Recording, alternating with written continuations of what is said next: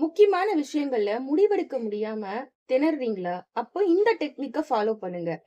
ஒரு முடிவு, ஒரு தீர்வு 2மே உங்ககிட்ட இருக்கு. ஆனா, அந்த தீர்வுக்குள்ள உங்கள நீங்க நகர்த்துறதுக்கு அல்லது அத உடனே எடுத்து ஆக்ஷன்ல இறங்குறதுக்கு உங்களுக்கு தயக்கமா இருக்கும் பொழுது, கண்கள மூடி தனிமையான ஒரு இடத்துல உட்காருங்க. முக்கியமா செல்ஃபோன ஸ்விட்ச் ஆஃப் பண்ணுங்க. அப்படி இல்லன்னா, அட்லீஸ்ட் சைலன்ட் மோட்லயாவது போட்டுட்டு கண்கள மூடி உட்காருங்க.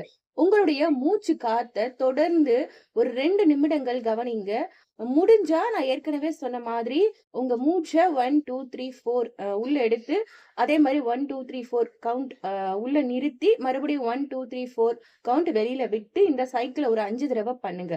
அதுக்கப்புறம் உங்களுக்கு எடுக்க வேண்டிய அந்த தீர்வு, அது உங்களுக்கு நன்மை பயக்குமா? இல்ல தீமை அதிகமா இருக்கா? அப்படிங்கிறத மனசுக்குள்ளேயே லிஸ்ட் போடுங்க. இந்த சைடு ரைட் சைட்ல நன்மைகள், லெஃப்ட் சைட்ல தீமைகள். இந்த மாரி ஒரு காலம் மைண்ட்ல கிரியேட் பண்ணிட்டு, தொடர்ந்து பாயிண்ட்ஸ் எழுதுங்க.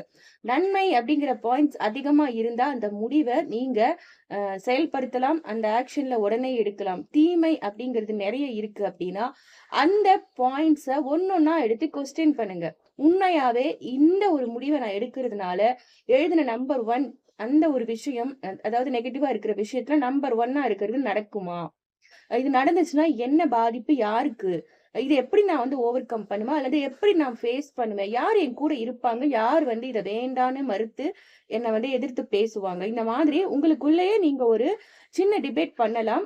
அதனுடைய ரிசல்ட் இது என்னால இந்த சேலஞ்ச ஃபேஸ் பண்ண முடியும். இத என்னால ஓவர் கம் பண்ண முடியும் அப்படிங்கிற ஒரு ஸ்ட்ரென்த் இன்னர் வாய்ஸ் உங்களுக்குள்ள கேட்டுச்சுன்னா, அந்த ஒரு முடிவ நீங்க தொடர்ந்து செயல்படுத்தலாம்.